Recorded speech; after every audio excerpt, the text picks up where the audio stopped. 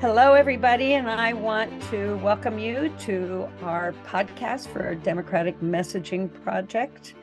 And today we have Dr. Sophia Yen, MD, MD, MPhD, she's everything. Anyway, this is going to be a discussion about birth control, abortion, and everything else in between, including menopause, including the new laws. And you think you know, you have no idea. I have learned so much, and I am a student of these topics. And she is just amazing and so much fun. So please join us. And in the meantime, these are for my citizen's arrest whenever I run into you know who. So let's hear what Dr. Yen has to say and how we can all get on board with women power. Woo! Dr. Yen, who I've actually known for a long time, and I'm so excited. We're so excited here at the Democratic Messaging Project to have you on to discuss, well, everything. You're such a fierce feminist, doctor, mother, obstetrician, gynecologist, and a specialist in so many areas. I don't know how when do you sleep is what I want to know. Could you tell us about your life? Let's just start where you want to start, and we'll get to all the things that you do, et cetera. But I want to have you introduce yourself the way you want to. Thank you so much. Just a quick correction. I'm not an OB-GYN, but I do adolescent medicine, which involves a lot of gynecology. And so just to give you my background and how I got there, I was a, Asian American growing up in Silicon Valley. Your options are doctor, engineer, or Indian chief, or something like that. But yeah, basically doctor, PhD, or, computer programmer, those are the jobs that we're allowed to have. But I love science and I love people. And my mom was a nurse, and she said, be a doctor, not a nurse, because the nurses do all the work and the doctors get the credit. And I was like, okay, mom. And then I was a sexually active, 16-year-old young woman. And I knew that my future, I had to get through undergrad, med school, residency, and then later fellowship. And any of that time, it would not be convenient to have a child. So I absolutely needed to get my birth control under control. And also, if the birth control were to fail, then I should have the right to decide what happened in my body. So I've been personally in the reproductive rights, reproductive freedom movement since it was a personal need, at age 14, 15, et cetera, on. And then also being a physician. And so when I went into medical school, I was like, do I want to be an OB-GYN or do I want something else? And I'm not so great at surgery, not the greatest at anatomy, but I loved outpatient gynecology, the pelvic exam, the birth control, sexually transmitted infections, condoms. And I love teenagers because you can catch them when they're young and help mold them to, if you're going to have sex, you can have sex, but one, make sure that there's good consent, that you get off, because as a person with a uterus, 30% of the time people with uteri have orgasms, but 70% they don't. And why risk pregnancy and sexually transmitted infections if you're not getting yours, right? And so you can have sex, but you can prevent unplanned pregnancy because there's so much good birth control out there. And you can have sex, but don't catch HIV or a sexually transmitted infection. Again, just use some condoms and know that there are good condoms versus bad condoms. And my latest hashtag is hashtag get the good stuff. And that applies to condoms, the ones that are thinnest, that aren't going to break more, that have the best sensation. But also there's an over-the-counter birth control pill that is not the greatest. And then there are different emergency contraceptions. We can go over that as well. But so I grew up in the Bay Area, went to MIT for undergrad, UCSF medical school for medical school, Children's Oakland for residency in pediatrics, did another 3 years specializing in teenagers, what we call sex, drugs, rock and roll, a little acne, some sports medicine. I'm not so good at the sports medicine, but I absolutely love the sex. And the acne. I love a little acne in there in between sex, drugs, rock and roll. Yeah. And then did a master's of public health at Berkeley just to get all the degrees in the Bay Area.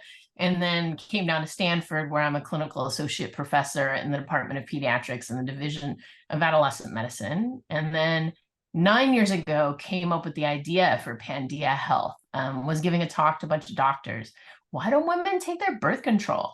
And one of the top reasons was, didn't have it in our hand, didn't have time to run to the pharmacy every single month. And as a doctor, I never realized when I write the prescription, dispense 1, refill times 12, I gave you a year's supply. Why are you complaining? But I actually chained you to the pharmacy because the pharmacy cannot expand your prescription. They can only constrict it. So teaching point for everybody listening who might be using the birth control pill, know that in 20 states, you have the right to get a year's supply at a time. But your doctor has to write it that way. And so just educate your doctor. Dr. Yen from Stanford said that you can write a year's supply and the pharmacy can constrict it. But if you write dispense 1, refill times 12, you have chained me to the pharmacy. And so that's why we started Pandia Health. My friend Pearl and Nee and I were like, we can solve this. We will just ship women birth control and keep shipping till they tell us to stop. And then we ran ads, free birth control delivery. And 60% of the women that responded didn't have a prescription. It's like, oh, don't you know you need a prescription? And I'm a physician. I can write prescriptions. Thus, Pandia Health was born. If you have a prescription, then you just tell us where it's at, give us your insurance information, and thanks to Obama Biden, no copay, no deductible for any FDA-approved birth control. And then if you need a prescription, again, we just add this for funsies, $30 once a year, crazy cheap to use expert doctors. We only have doctors as our providers because those are the people I know. And those are the people that I can get to work for us for low income for the good of the cause. And then unlimited follow-up questions for a year on birth control. Nothing beats that. And because I've spent the past 7 years only doing birth control, I came up with an algorithm that better serves women of Black and Asian descent because I realized what I was taught at UCSF, Stanford, great if you're a Caucasian female and wants to bleed every month. But I personally use a birth control pill. I kept trying that pill that, they were told us to prescribe. And every time I tried it, I get breakthrough bleeding. And then I talked to my colleagues of Black and Asian descent and like, oh yeah, that pill that we're taught, that doesn't work for our people. So I took all the birth control pills using my MIT UCSF geeky brain and ranked them from most likely make you bleed, least likely make you bleed, most likely give you zits, least likely give you zits, most likely give you munchies, least likely give you munchies. Took what we learned at UCSF, fixed it for the side effect we were seeing. And with that, we see 82% retention in a year for somebody who's new to birth control pills versus the standard 30, 35, or some of our competitors 55. But we are heads above everybody else, and no one else has this algorithm that we train all of our doctors. Whoa, this is so exciting. Of course, I've never heard of that. Of course, being a white woman, and why would I have heard about that? So this is amazing that there are certain pills that will work better for Asian and Black women. Like, duh, of course. And of course, with Biden's new women's health initiative that is based out of the White House now, where they're going to start actually doing research on women. Wow. And women's health. And here is another one where I just got educated. You need to be on their panel, by the way, Dr. Yen. Yes, I'm actually meeting with them next week. And you just reminded me, I was like, what is my agenda? And my agenda is more research for menopause. And because for birth control, we have 40 different pills you can choose from, 8 different progesterones. But for menopause, it's pretty much 1 estrogen, 1 progesterone. And we don't have all the pills. We don't have the combination. And with menopause, they assumed that we didn't have a uterus because back in the day, 80% of women or so wouldn't have their uterus by the age of 50 because they'd be like, you're done with babies. It's doing weird things. Let's just take the sucker out. And for the uterus, then you leave a gap and then it's like, don't do surgeries you don't need to do. But if you take out the ovaries, you decrease your risk of ovarian cancer. But again, don't do invasive surgeries unless you really have to. And you can actually decrease your risk of ovarian cancer by going on the birth control pill patch ring for 5 years, some point in your life. That decreases your risk of ovarian cancer by 50%. So you don't really need to take the surgery. But if you take it out, then your risk of ovarian cancer goes to 0, obviously. But anyway, I digress. Tell me, no, I love your digressions because we're learning so much here. What about those studies that said that women shouldn't get on hormone replacement therapy? I myself am a two-time cancer survivor with estrogen progesterone. So I couldn't take, Got it. anything like Yeah, that. So yeah. there's some of us that are in that category. Hopefully, Yes. I'm Not sorry so for many. anyone that is, but Yeah. what I'm wondering is, what about those studies about don't take it, don't take it? Yes. So what it was the Women's Health Initiative. It was the largest study ever of hormone replacement therapy. But the key things to know is that we now know if you're going to start estrogen replacement, you have to start it within 10 years of menopause. And so menopause is usually at age 50, and 10 years would be 60. The average age of the woman in that research study, 63. So they started it too late. And so I went to MIT for biology, and I'm a very academic kind of brain thinker. And the way I look at it is your body has estrogen, you make babies, you hang around your grandma a little bit. And then at age 50, it's like, thank you for your service. Bye-bye. Takes away your estrogen, and then it turns our arteries into man arteries. And man arteries aren't bendy. Man arteries are filled with blood clots. So at age 50, you take that away, and our arteries start getting hard and filled with blood clots. And then to throw estrogen on top of that after 10 years of that process, and estrogen is a blood clotty situation. No, duh, people had heart attacks and strokes and stuff like that. I could have told you that. I take you away, I turn you into man arteries, and I give you estrogen. That's why we don't give estrogen to men, because we don't want them to have blood clots and die, My So gosh. so that is the hugest flaw with that study. And when Yeah. and then I want you to give it one of the things I'd love for you to give, because Scotty at the end, our producer, puts things on the bottom of the screen so people can get it. So we'd love to have some links to that, because I think that would be fantastic to all the stuff you're talking about, to Pandia, to all of your different studies about the birth control pill and about menopause, etc. As I know so many women have suffered, and so many women got off of hormone yes, replacement therapy. And one of my couples that I work with, this was a lesbian couple that I worked with years before. They came back suddenly. I said, oh, sure, we'll see. And they came in and I said, what are you here for? And the one said, pull up your pant leg, pull up your pant leg. She had gotten off hormone replacement therapy, clearly too late. She'd been on it since she got into menopause. She got off because of this study, and she had manic episodes and had a tattoo. I am not kidding. And she was about 74. She had a tattoo this big on her leg. And she said, yeah, I kind of need some help. I don't know what to do. Blah. Anyway, it was kind of a cute story, but it was, there were lots of problems with women just wholesale getting off. So how great that you did that study.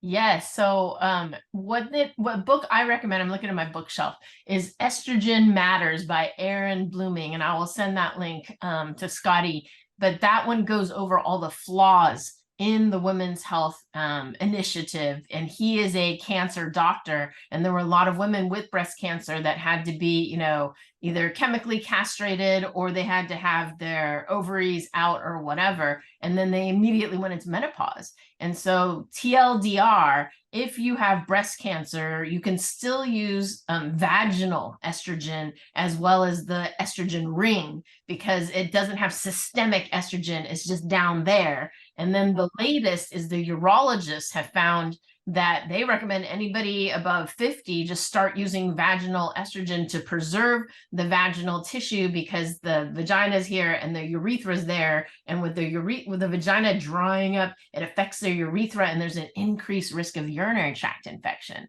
So to decrease risk of urinary tract infection, put some vaginal cream down there or get a vaginal ring, and that's not systemic, and it's perfectly safe for somebody with a history of estrogen sensitive cancer. Oh my gosh, Dr. Yen. Oh my God. And you all are getting all of this medical advice for free. And she's going to give us links. Well, when you see this, there'll be links below and you can find it all out for yourself. This is so exciting. This is so great, and your specialty. I'm so thrilled. One thing I wanted to say is you said you specialized in condoms too. I want to show you what we have got. Oh my gosh. We're doing this, and for people who can't see this, I hope everybody can see it. It says protect yourself from Republicans, vote for Democrats, and it has our logo, Democratic Messaging Project, and our website, blueforyou.org, so you can get, and we're going to hand these out in college campuses. I love it. You can get 10,000 of these for $3,500. So I think that's a pretty good opportunity, so that, back to birth control. And one of my TikToks, I say, do not, boys, put a raincoat on it, and girls, don't have sex with anybody if you're having sex with someone with a penis that doesn't have a raincoat on it, for God's sakes. Anyway. The Spanish version is no globos, no fiesta. So no balloons, no party. Oh, I love that. I want to have that down here too. So if you could send that to us, that'd be so great. No balloons. Say it again in Spanish. No globos, no fiesta.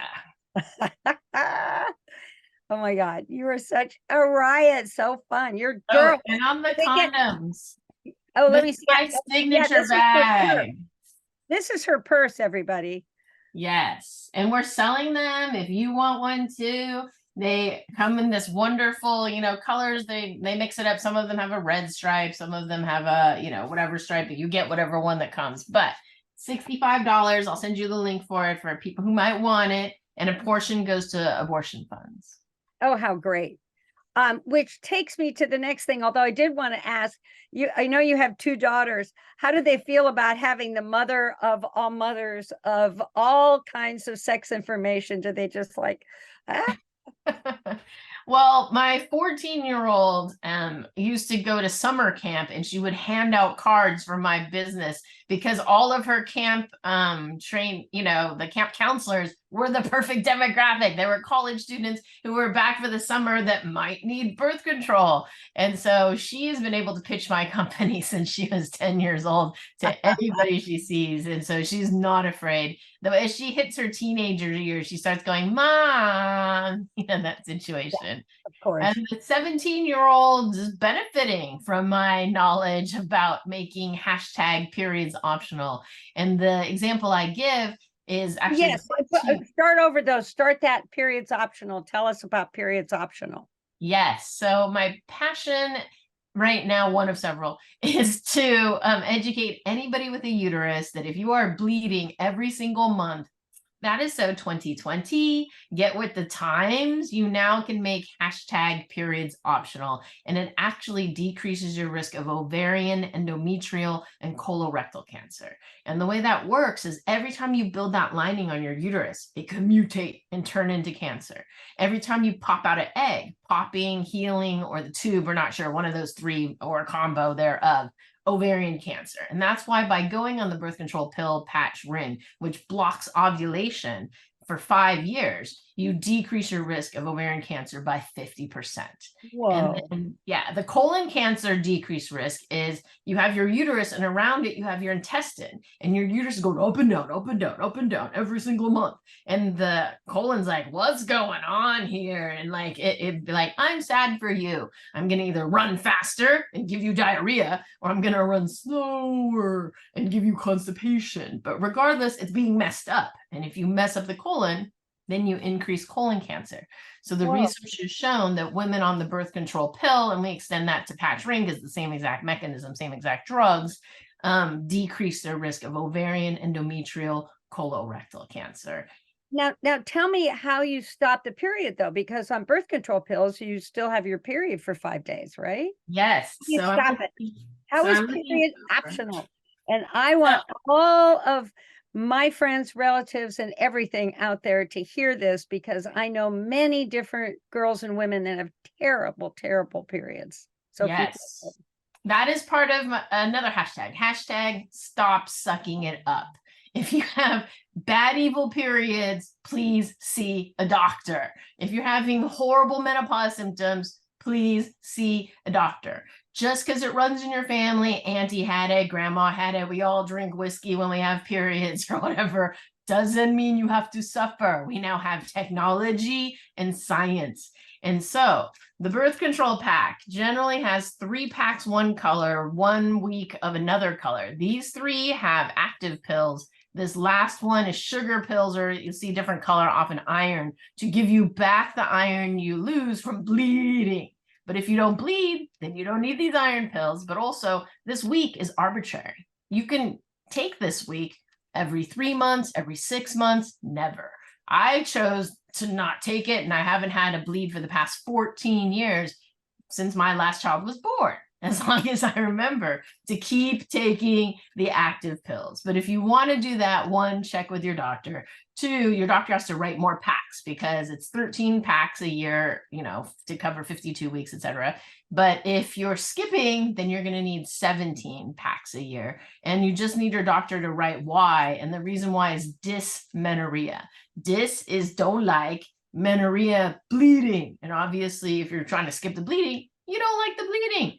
But another fact is that the old birth control pills used to be 110 micrograms of estrogen. Now they're down to 30, 1/4 of the original dose. And so 7 days off was fine when it was 110 micrograms. Now it's down to 30, and they've shown on day 5 and 6 and 7 that there can be escape ovulation, which is the egg pops out. And so then that increases your risk of ovarian cancer. But more importantly, you're taking this to prevent unplanned pregnancy, increases your risk of unplanned pregnancy. And so you'll notice the newer pills only have 4 days off. So at the very least, please shorten this to 4 days off, not 7 days off.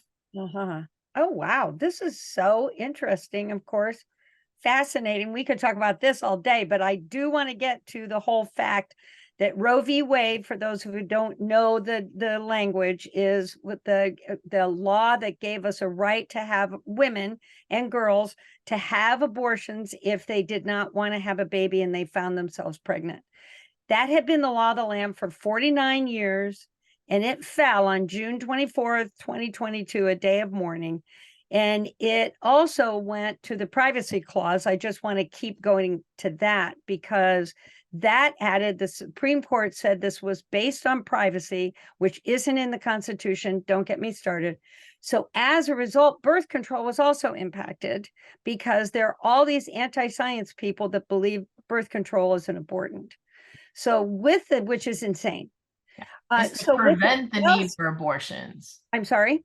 It's to prevent the need for abortions. We always say if you're anti-abortion, you need to be pro-comprehensive sex ed, and you need to be pro-condoms, you need to be pro-birth control. And to take away birth control will only result in more abortions. Yes, it's so insane.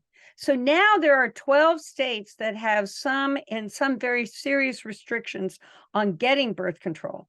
So what's happening with Pandia Health in being able to send birth control to those women in those states? Are you able to do it? What's happening? So far, to our knowledge, it's perfectly fine to send birth control. And I think that we really should make it clear that anybody who's thinking of coming after birth control is not a physician and out of their mind, because 70% of people using birth control are using it not for birth control. So as I mentioned or alluded to before, the #1 cause of anemia in a menstruating woman is menstruation. This is a question we ask med students as they rotate through an OB-GYN rotation. And there are women that will bleed out to a hemoglobin of 3 or 4 and need transfusions because they have a bleeding disorder, or they're just having whack periods, their hormones are out of whack, and the treatment is, quote, birth control. And so birth control pills, I want to rename oral contraceptive pills to estrogen progesterone pills, to take away that stigma, to take away the politics. And we currently call progesterone only pills, though they too are birth control. So it just seems logical we should change estrogen progesterone pills, or my endocrine professor friend at Mount Sinai, she's since changed to some other medical institution, but she's academic, agrees and has already begun, instead of saying oral contraceptive pills, estrogen progesterone treatment, hormonal treatment. And so if they try to take away birth control pill, patch, ring, IUD, implant, shot, all of those are hormonal treatments. And again, 70% of people using birth control are using it for other reasons, such as anemia, polycystic ovarian syndrome, endometriosis, heavy bleeding, acne, mental stability. So there are so many other reasons other than birth control. But bottom line, we absolutely should have the right to decide how many children we want, when we want them. And as I like to say, who would have graduated high school, college, medical school, residency without birth control? You literally have to be a saint. And again, to me, it's about freedom of religion. Your body, your religion, your interpretation. My body, my religion, my interpretation. If you don't like birth control, don't use it. Don't like abortion, don't get one. My body has the right to do what I want in conjunction with my significant other or not, in conjunction with my religious leader or not. If you're not birthing the baby, then you have no say in this situation. And we're going to get into that in a minute. But when you said that, it reminded me, because the law wasn't put into effect that women could have abortions until 1973. Well, that's 3 years after I graduated college. Wow. So in college, I had all of these women that my roommate had a baby before college and didn't tell any of us ever. I can't even imagine what it was like when we're all going, oh, look at my hair, isn't that curly? And she had just given a baby up for adoption and had told no one. Anyway, and I knew someone that almost died because she got an abortion from backstreet alley. Thank God her father took her, because he knew to take her to a hospital because she was bleeding out, and the hospital wouldn't admit her, but they put her on a gurney in the hallway. They did do a D&C and saved her life, but never, it was as if she was never there. The rich girls flew to Europe or Mexico. Or Japan. On my floor, we suddenly were wearing serapes because they were pregnant, and they didn't even tell their roommates they were pregnant. I mean, that's what it was like in those days. And I'm wondering what you think about what would be the result. The Supreme Court, for people who don't keep up on all this, has now said that they are going to decide whether us girls can have mifepristone. I think that's what it's called. Mm-hmm. And that is used in most abortions. Can you tell us something about that? Like, what would happen if women lose the right to have a medication that will help them?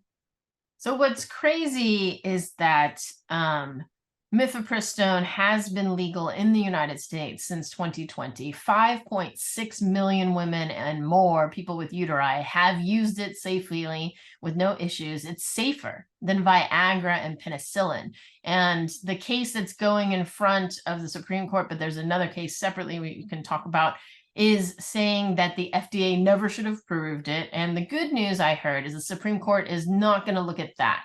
However, because of COVID, the FDA issued more lenient ways to get this medication. So before, you had to go into a doctor's office and go get it. And then if you have to go into a doctor's office, one, you have to get in, and it's generally a 3-month wait to get into any doctor's office because of COVID, and because a lot of doctors left because they're burned out. And particularly in these crazy states, even more doctors are leaving. And so therefore it delays. The longer you delay an abortion, the more dangerous it gets. And of course, when it hits viability, nobody's going to do it. Nobody wants to do it at that point. And therefore, you are forcing somebody, forced birth or forced parenthood against their will. If they put more restrictions on it, right now, medication abortion is the #1 method of abortion, because most of them occur before 12 weeks. And that's the limit of medication abortion, abortion by pills. And then the other part is mifepristone is 50% of the protocol for a medication abortion. So you start with the mifepristone, and then 24 to 48 hours later, I believe you take the misoprostol or vice versa. I don't write medication abortion, but I know the statistics that if you just do misoprostol alone, it's 73% effective. If you put the two together, it's 97% effective. And people are like, well, if they take this away, we'll still do this. And I was like, why should women have to settle for something that is 20% less effective, 1 in 5 chance less effective that it's going to work? And it has horrible side effects, more side effects, because you have to use a higher dose to make it work in that way, of diarrhea, abdominal cramps. You're just torturing, punishing women. And what if this was a 13-year-old that was raped? What if this was a person that was raped? But regardless, why should any woman suffer? And if you're going to do this to us on this drug, I want to find an equivalent male drug to make you suffer. No anesthesia for any procedures that have to do with the testicles, I say. Or, so you don't need that anesthesia. You can do it without anesthesia. Right. What are you, a baby? Yeah, exactly. So we shouldn't settle for this. It should be an absolute outrage. But the danger is this could affect the entire United States. The maybe good news is 17 liberal states plus DC are suing, saying the FDA should release this and give this to everybody. And so, but I don't know the extent of that one. And that may only preserve the right to mifepristone, which it sounds like luckily the Supreme Court might be taking it off the table, but they could say one thing and then just screw us when I know. So I don't trust them. And the answer is vote all Democrats in, because every Republican is anti-abortion. Vote Biden, Harris, and every Democrat that's on anything. And not voting is a vote for the Republicans, and vote for the crazy man who I want to put under citizen's arrest. Here he is in jail. Here's Trump in jail, because if he gets in office, he is going to make all of these laws nationwide. And that is really, really terrifying. So no matter what you think of Democrats or Biden or Harris or whatever, you have to vote for them, because not voting is a vote for losing all of your rights, no matter who you are. And we could go into that forever, but let's stay on this topic. I mean, what's interesting to me, I was going to say something about college again, because another thing that I think most people don't even know is it wasn't until 1968, I think, that married couples could get birth control. And the husband had to sign to say it was, okay that his little wifey got birth control. And then in 1972, it wasn't until 1972 that single women could get birth control. So this was, and when I went to college in 1966, I had a Catholic male doctor who gave me a huge lecture at the Student Health Center about how I was Catholic as well, and that I should not be having sex or using birth control. And he wrote me a prescription for birth control, which I have to, every once in a while, I think, that guy knew what he was doing, and thank heaven he did. And it meant that he also gave it to all the girls who came in, whether they were Catholic or not. But the fact that he also wrote it for a Catholic, because in those days, that was a mortal sin. So he may be in hell right now, but thank God, he gave me birth control. Yeah, no, one of the original founders of the pill was a devout Catholic that went to church every day at 7 a.m. Not a once a week Catholic, but every day at 7 a.m.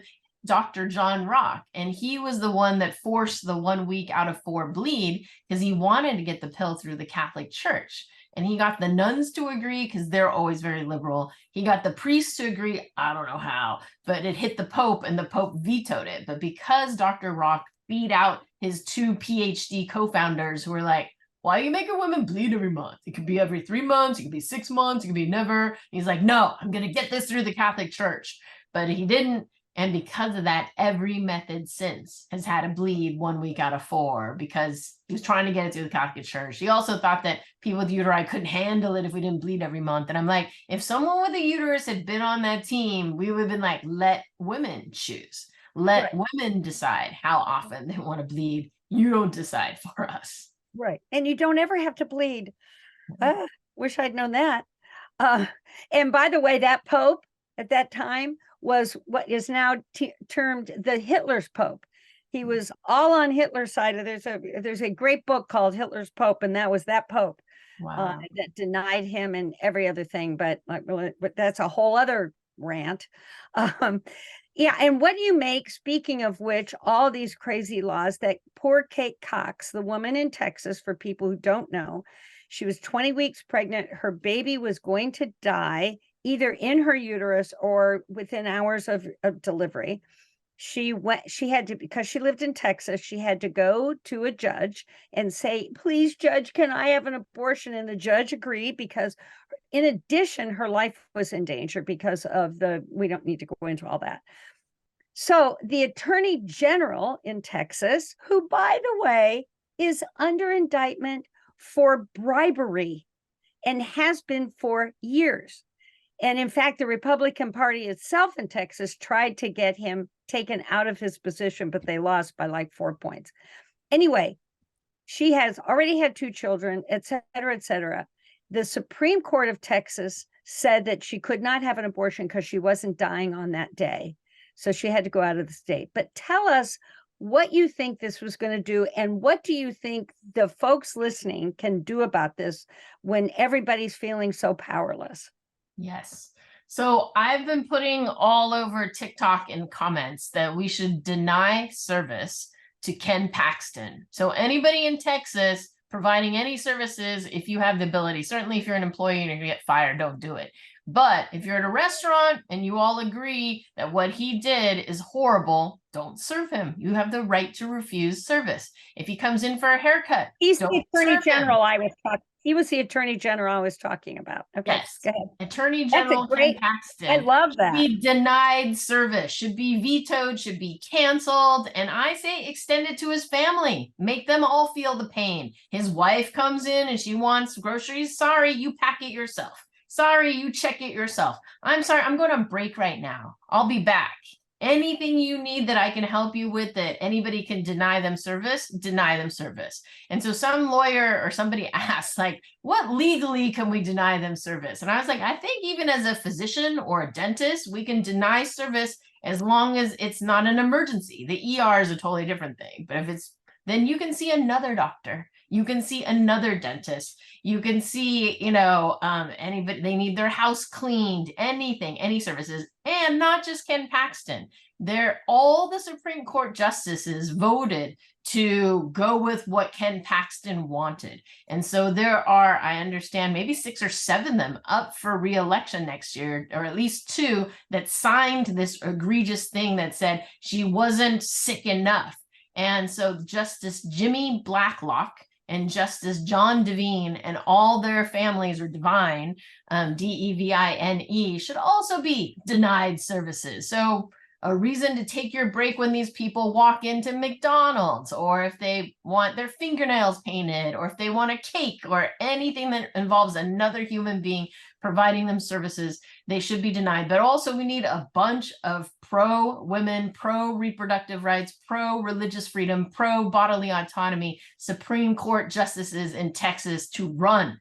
And then I will donate money to all of them. And if all of us donate $1 and we get a whole bunch of people, that's a lot of money to support people that trust women with personal health decisions. So I say vote them out, make sure we know their names, say their names, make sure anybody who can denies them service, and then get out the vote, tell everybody you know that you cannot vote Republican. They decided to vote as a block anti-woman, anti-bodily autonomy. We decide to vote as a block anti-Republican. And it's men and women and all orientations, all genders that trust anybody who's ever had a uterus. I wear this uterus necklace, and my dad, feminist, is like, all came from a womb. Respect the womb. Without the womb, there is no life. You owe us for the existence of life. And I was like, oh my God, so cool. You owe us. Yes, exactly. Nobody's here without a womb. Period. End of story. Yes. Yeah. Well, this is fantastic. I love that idea about what people can do. And that includes in all the 18 states that have stopped all abortions, where 25 million women live in those 18 states. 25 million. And that's childbearing age. There's still girls coming up. And it also says to all women, you are second-class citizens. We don't care about you. And in fact, it is the very first thing that strong arm dictators do in every country. The very first group of laws they do is restricting women's reproductive rights. And I say reproductive, and sometimes that's just too big of a word. They stop you from having babies when you want to. They stop you from any saying that you don't want to, and you are forced birth. That is one of the first things dictators do, because they need a whole class of people that are poor and having to raise children and are willing to do anything to put food on their table. So that is one of the first things they do. And you know who wants to do that, and that's why I want to get him in jail. And so Dr. Yen, what else would you like to cover today before we stop? We so appreciate your time and energy, your expertise, your science. I always want to say to those people that are anti-science, have you ever been in a car? Did you ever get in a plane? How do you think a plane gets up in the air? That is called science. So it's only they don't believe in science when it comes to the uterus. That's the only science they don't believe in. Yes. And climate change. Oh, yeah, that one. Yes. Anyway, what else would you like to say to us today? Again, we could be talking for the whole day. Yes. Let me do a couple quick points. Number one, make sure everybody knows about plancpills.org. So it's a nonprofit run by my friend Francine Coito. Plan C as in cat, pills.org. And what it is Plan A, your regular birth control, works 95% of the time if you take it right, be it the pill, the patch, the ring, or the IUD, the implant, the shot, or vasectomy or tubal ligation, all great options, plus condoms to prevent sexually transmitted infections and to bump the ones that require higher compliance up. If you use condoms plus hormonal, you're well covered. Yes, love it. And literally covered if you use condoms. But if that fails, then Plan B, which is emergency contraception, and let me digress, there are 4 options for emergency contraception. If you are sexually assaulted, or if your condom popped, but more if you're sexually assaulted, I would run to the ER and be like, throw an IUD up my uterus. So the copper IUD for emergency contraception is 99.999% effective. So if you do not want to be impregnated by your sexual assailant, go to the ER, and even though life sucks and you just were violated, ask them to throw up a copper IUD, and there will be a 99.999% chance that you do not get pregnant. The second one that you can do is the hormonal IUD, and that also works, but I think it has like a 1 in 303 chance of failing, but pretty good. And then the next one, science information. Don't you love when a scientist 1.3 point Exactly. Anyway, keep going. And then the next emergency contraception is Ella. And so I do not get paid by Ella. I just want nobody to get pregnant that doesn't want to get pregnant. It is prescription. Can you put that closer to your camera? Can you put it closer to, yeah, there we go. There we go. And so it's prescription only. And because it's prescription only, if you have insurance, it's free, no copay, no deductible. And the other thing is at Pandia Health, and your doctor can do the same, is we ask for the one with the farthest expiration date, because this is in case of emergency. You want it sitting in the back like a fire extinguisher. So if the condom pops at 3 a.m., I want this in your mouth at 3:10 if you're the one with the uterus and exposed to sperm against your will or didn't want that sperm. Then take the emergency contraception at 3:10. Do not cuddle, snuggle, wait till the morning after, wait till 5 days after. You can use all emergency contraception up to 5 days after. Beyond that, it just doesn't work. But it works. The pill ones work better the sooner you take them. Okay.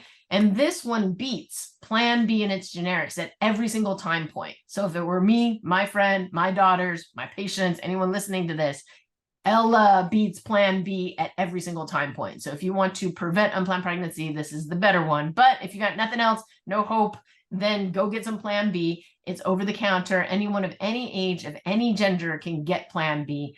But know that it has a BMI limitation. So you have to check your body mass index. You just need to know your height and your weight, punch it in online or BMI calculator. If it's 26 or greater, doesn't work. My BMI is 25, and with a little dessert and Thanksgiving and Christmas is 26.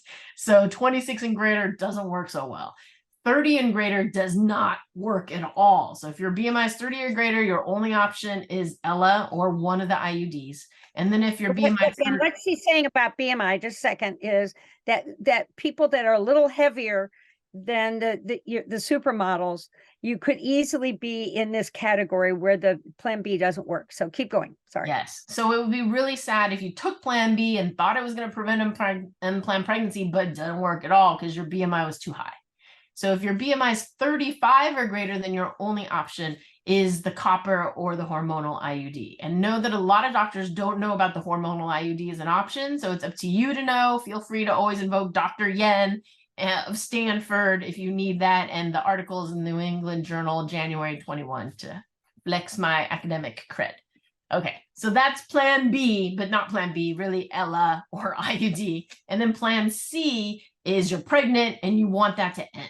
And so everybody needs to educate themselves that emergency contraception, if you're pregnant, does nothing, does not change it to a boy or girl, does not terminate the pregnancy, just a waste of money and time. But plan C is medication abortion. You have a positive pregnancy test and you're like, I don't want to be pregnant. I want to unpregnant, as we say on TikTok, so you don't get censored, because if you say abortion, they'll censor you, but I want to unpregnant. So to unpregnant, you take misoprostol and mifepristone. It works up to 12 weeks. But what's cool about Plan C pills is you punch in your state and it tells you what you can legally do by telemedicine. So even in states where it's illegal for abortion, they have a legal warm line, they have a medical warm line, but there are telemedicine companies. Specifically, Dr. Maria Gompertz, if you don't know her backstory is cool. She's from the Netherlands. She originally started Women on Waves, where she would take women on boats out of illegal countries to international waters and perform the abortion where there's no law, and then bring them back. And that was Women on Waves.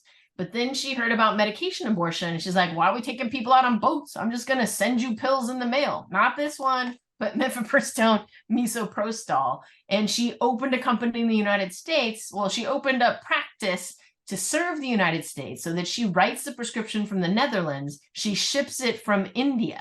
And know that if you take the medication and you have complications or whatever, one, you can talk to the doctor that wrote you the prescription. But two, you can go into an ER and there is currently no test whatsoever to differentiate between a miscarriage and a medication abortion. So you can just say, oh, I was pregnant and this happened. Oh no, please help me. And as long as mifepristone, misoprostol, one of them, I forget, you can take either by mouth or you can put in your vagina. Don't put it in your vagina if you're in a bad state, because you might leave the pills there and they'll be like, oh, we found some stuff here. And then you're in jail and all sorts of horrible. But if you put it in your mouth, whether the pills are still there, and you wouldn't go into the ER with those pills still in your mouth, please. So Plan C pills. So should women start stockpiling Plan C? Yes. So that's the thing, is that if this Supreme Court thing goes, the way that I think it's going to go, because this court is so horrible and I can't imagine they wouldn't do anything that they could because they're just horrible, then California is going to be illegal. New York, it's going to be illegal. It's going to nationally be illegal. So get it now. And what's cool about PlanCpills.org, they're not the company. They tell you the companies, they've tested them, they've made sure they're safe, but you can ask them for future. And so just like with Ella or whatever emergency contraception, you can get one that expires in 2 years. And so then just sit there. And it's only $110. And so if you have a sorority, why not invest, 4 times $110 and you all just split the cost? It'll cover you for the next 2 years. Wow, this is such great news. Dr. Yen, the activist, and gives us all kinds of information. I was going to do a big rant after this, but we've gone long, and I think that we have covered almost everything. This is amazing. We'll have all of that for everybody. You'll be able to see it.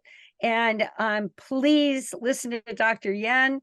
And wherever you are, where they're restricting abortion, please make sure you vote, and vote for Democrats, period, end of story.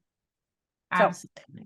Anything more? I mean, this has been, as I said, we could go on the rest of the day, but we don't know if people listen this long, and we want to give them this information really clearly. Thank you so Two much. more things. One, we started a petition with turnup.us. So turn up to vote, TURN up.us/petition. And what that is anybody applying to college, higher education, it sends a email saying, if you don't respect my bodily autonomy, I'm not applying to your college.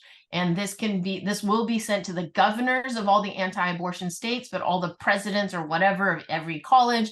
And certainly my daughter, it's her body, her choice, but she has agreed not to apply anywhere that is anti-abortion. So sorry, Duke. Sorry, UT Austin, you won't have any access to my amazing daughter who is brilliant and is going to go into computer science. But had she gone to your college, she might have contributed to your economy, married, settled down there. But now you don't get that amazing brain or that amazing income coming your way. So that's number one. Fabulous. And because then the statistics show that people end up within 100 miles of where they went to college. Anyway, keep going. This is very exciting. And then number two, somebody who's got the power out there, let's threaten Texas. Let's threaten Florida. South by Southwest, ton of liberals. If we all took our money out, wouldn't they be sad that we wouldn't go there? But also it just irks me that Apple and the tech companies and the movie industry boycotted Georgia over trans bathrooms.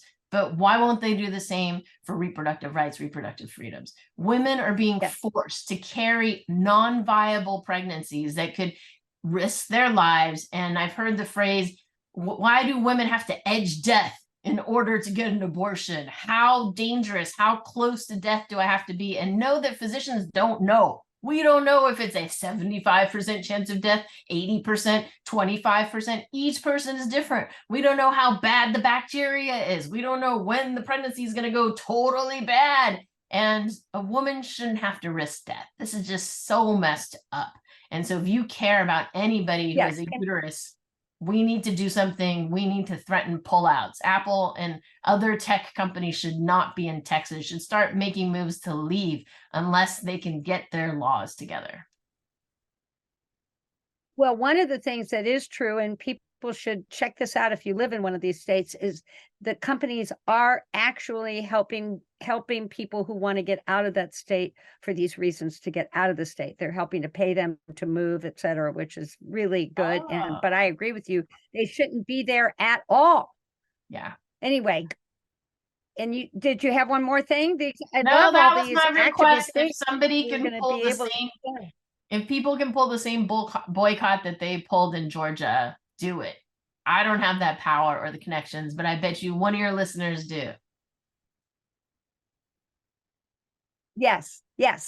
Let's get this together because we have to stop this. We can't depend on them.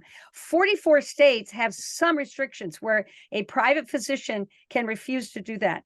And 18 states are restricting getting birth control. 18 states are stopping any sort of sterilization. It's really, really bad and scary out there. And the idea that this could go federal, one of the most amazing things is all these red states where people are putting abortion on the ballot, because that is going to be the deciding factor in 2024 with all these elections. It already has been in 2022 and now in 24, and it's going and just now in 23 in all the states like Ohio and Virginia, et cetera. When people said, oh, abortion's not going to be it anymore, it's like, oh yeah, that's because men said that. Women were all secretly going, fuck you, I'm actually going to go vote for Democrats because I am not going to let you take away my rights. So everybody out there, vote for Democrats, and you have to vote for Biden, you have to vote for Harris. Don't let anybody talk you out of it, because not voting is a vote for the other side, which is going to take away all kinds of rights. But we're going to stay focused on birth control and abortion right now. So thank you so much, Dr. Yen. This has been remarkable. Thank you. And anybody who needs birth control or menopause, check out Pandia Health and hashtag stop sucking it up, hashtag periods optional, and hashtag deny service. So if no rights, no service. You're not going to treat me with rights, I'm not going to treat you with service. Love it. I love it, love it, love it. As I said, I normally do a rant afterwards. I don't need to do a rant. You did it for me. So thank you so much, and giving us so many great ideas about how to respond to all of this. So thank you so much, Dr. Yen. And we're going to change the world. This is how we're going to change the world. And that's part of what Democratic Messaging Project is about, is getting the truth out there around the algorithm, because this is the problem as well. People are not getting the truth. They do not know what's going on in their own states. So please check us out, and please make Pandia Health your go-to for birth control, and stop bleeding every month. What the hell? I wish I'd known that. So thank you so much, and please take care. And I know I'm going to see you around the activist tables as we do all the time in our area. So thank you, thank you, thank you, Dr. Yen. Thank you for amazing work that you're doing with the Democratic Messaging Project. Oh, so glad to. If not us, who? Yes, we all need to vote and step up. Yes, exactly. All right. Take care.